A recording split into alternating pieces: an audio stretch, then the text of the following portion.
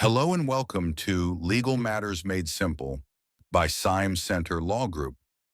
Today we're going to talk about what you can do when you've already won a lawsuit, but the losing party still refuses to pay. So naturally, you try to enforce the judgment by seizing their assets.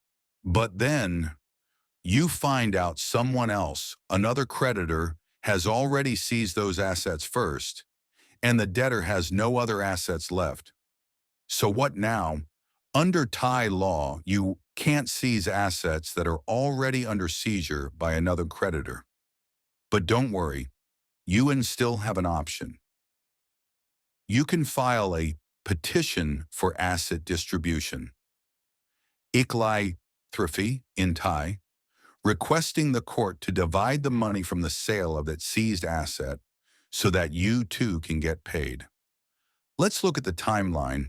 By law, if the asset is not in the form of money, the petition must be filed within 15 days from the date the asset is sold or otherwise disposed of. If the asset was money, the deadline is 15 days from the date of the seizure. And if it's about a claim or receivable, then it's 15 days from the date the money is received from that asset. In every case, you must submit your petition within 15 days. No exceptions. Where to file the petition?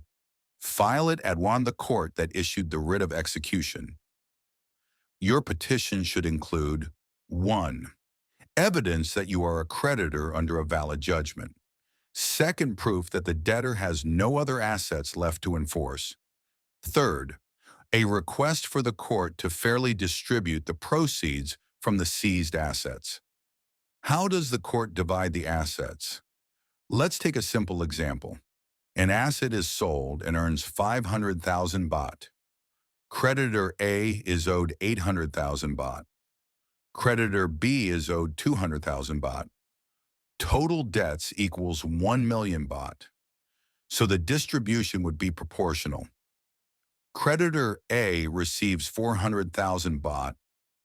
Creditor B receives 100,000 baht. That way, everyone gets paid fairly based on their share of the debt.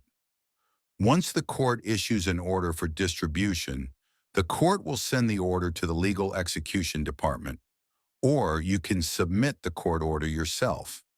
Then once the asset is sold and the money is ready, the officer will prepare a detailed list showing how much each creditor gets. You can then go and collect your share. But what happens if you miss the 15-day deadline? In that case, you can't file for asset distribution anymore. You'll have to file a petition to claim the remaining funds after the primary creditors have been paid. But there's no guarantee you'll get anything, since it depends on whether there's any leftover. Lastly, if an asset that was previously seized gets released or unseized, you should promptly ask the court to continue the enforcement process to seize new assets if possible. So that's it.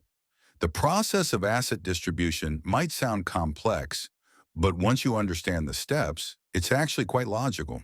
If you have more questions or need legal advice, feel free to contact Siam Center Law Group. We're here to help you with professional legal support. Thanks for listening. See you next time on Legal Matters Made Simple. Take care and goodbye.